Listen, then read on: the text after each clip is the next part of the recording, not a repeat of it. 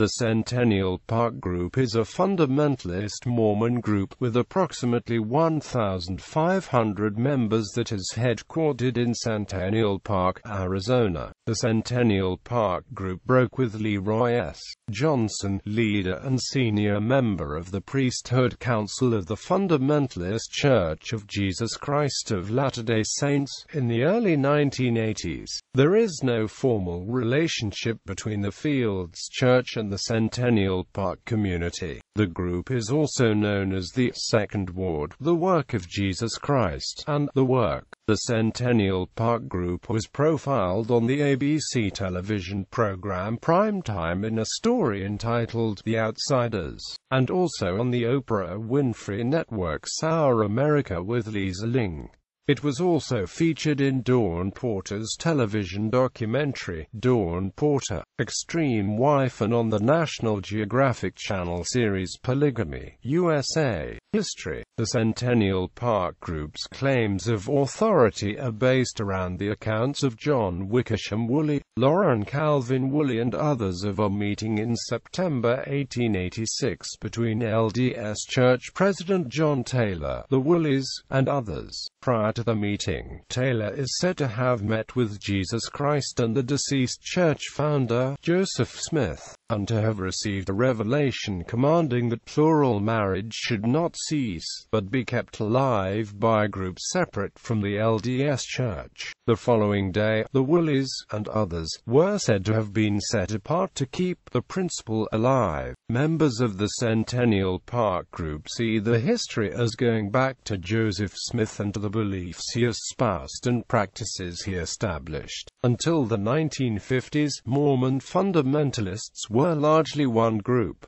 Priesthood Council split. In the early 1980s, significant disagreement arose regarding the question of the presiding authority of the Fields Church. This disagreement was over what is called the One-Man Doctrine. The One-Man Doctrine refers to Section 132-7 of the Doctrine and Covenants, a part of the open scriptural canon of several denominations of the Latter-day Saint movement, which states that there is never but one on the earth at a time on whom this power and the keys of this priesthood are conferred. After two council members, Carl Home and Richard Jessup, died, Leroy Johnson, as senior member of the Priesthood Council, was responsible for recommending new replacements. However, Johnson, believing in the One-Man Doctrine, made no recommendations for new Priesthood Council members. Then, on July 11, 1983, Guy Musser died, leaving the council evenly split between those who believed in the One-Man Doctrine and those who did not. The remaining council members who opposed the One-Man Doctrine were Marion Hammond and Alma Timson. In February 1984, Johnson's health improved enough for him to speak to the Fields Church membership. Johnson had seldom participated in fundamentalist meetings for quite some time due to illness. He stated, "I want to say a few words to these men who sit here on the stand today. The Lord gave you men 5.5 years to change your thinking on this principle of having one man holding the sealing powers in the earth at a time, and you have made a miserable mess of it by coming here and preaching over this pulpit that I was about to die because of my attitude towards this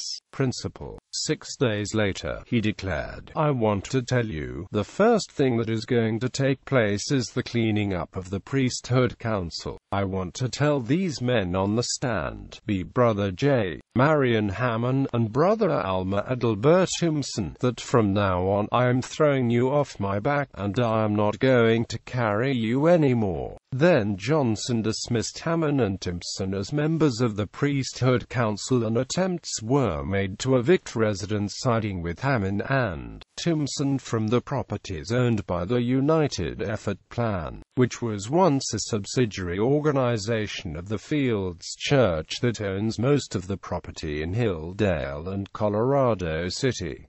Centennial Park. On May 13, 1984, the portion of Johnson's followers who were dismissed or left on their own held their first priesthood meeting just outside town. They named the group the Second Ward, and began to refer to those who followed Johnson as the First Ward. Initially, the Second Ward met in the home of Alma Thompson. By September 27, 1986, the Centennial Park group had built a meeting house, and in 2003, a charter school was built for the town's growing elementary-age population. Most of this group lives in Centennial Park City, Arizona, a town approximately 3 miles south of the twin communities of Colorado City, Arizona, and Hildale, Utah, with a small number living in the Salt Lake Valley. The Church of Jesus Christ of Latter-day Saints and the Kingdom of God. The Church of Jesus Christ of Latter-day Saints and the Kingdom of God, also known as the Nielsen-Naylor Group, and the Third Ward, is a group based in the Salt Lake Valley and has around 200 members.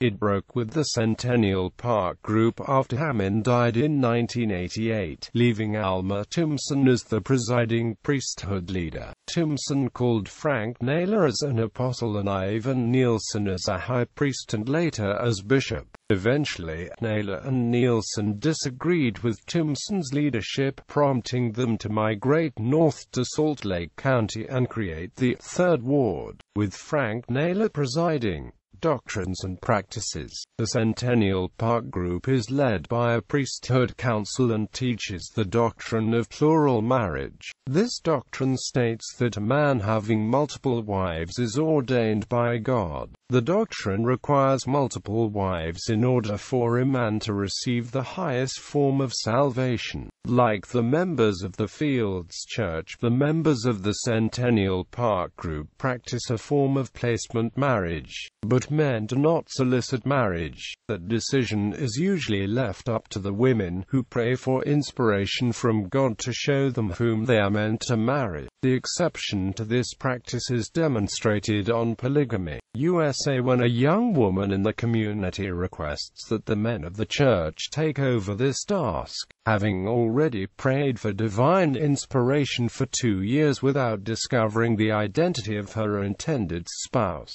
Education is valued in the group, with a public charter school being operated within the community. The school consistently ranks highly. According to members, this group does not permit the marriage of girls under the age of 18.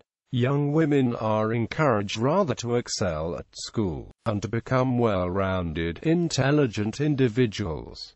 Most members dress in modest, yet modern, attire. Leaders: J. Marion Hammond, Alma A. Thompson, John W. Thompson,